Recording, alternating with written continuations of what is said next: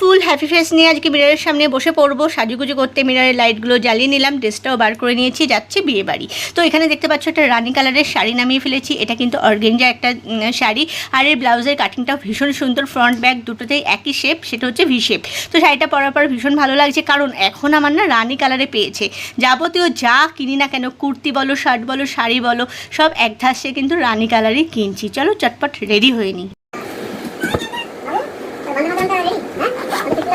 জানো তো আজকে যার বিয়েতে যাচ্ছি সে আমার এক দেওরের আর কি পাড়াতো তো দেওর হয়, সেই দেওরের বিয়েতে।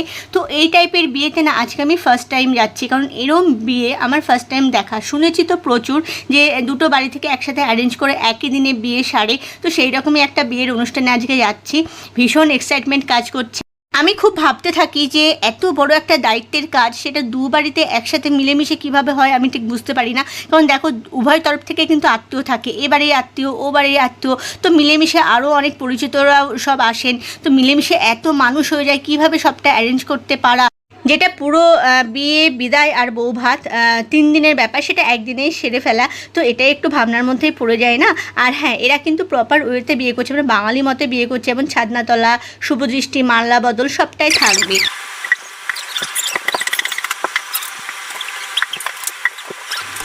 আর আজকে যেন গরমটাও অত্যাধিক পড়েছে। তো যাই হোক, সুগারের ফাউন্ডেশন অ্যাপ্লাই করে নিলাম। এবার সুগারের যে স্টিক, তার পিছনে কিন্তু ব্রাশটা থাকে, সেটা নিয়ে এতক্ষণ ধরে ফাউন্ডেশনটা ব্লেন্ড করছিলাম। এরপরে একটা ব্লেন্ডার দিয়ে ভালো করে সেট করে নিচ্ছি। আর যা গরম পড়েছে, বেকিং প্রসেসটা তো করতেই হবে, মানে পাউডার তো অ্যাপ্লাই করতে হবে। তো এখন এই বেকিং প্রসেসটা ওদিকটা ঝটপট কমপ্লিট করে নিই। এবার আই মেকআপে চলে আসলাম চটপট।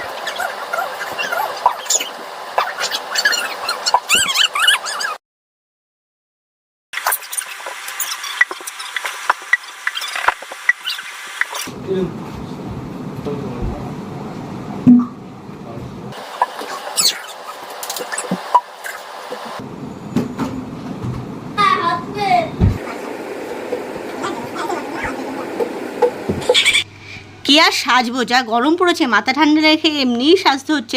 আর ওইদিকে পিছনে দেখছো দুই বাদর চরম পর্যায়ে বাদরামি শুরু করে দিয়েছে। ঘরের মধ্যে চলছে ক্রিকেট খেলাখালি, কারণ এসি চলছে, এই ঘরেই থাকতে হবে, আর এই ঘরেই খেলতে হবে, এই ঘরেও ঘামতে হবে।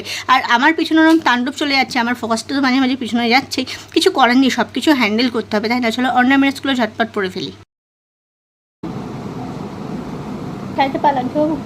Subscribe guys and comment guys.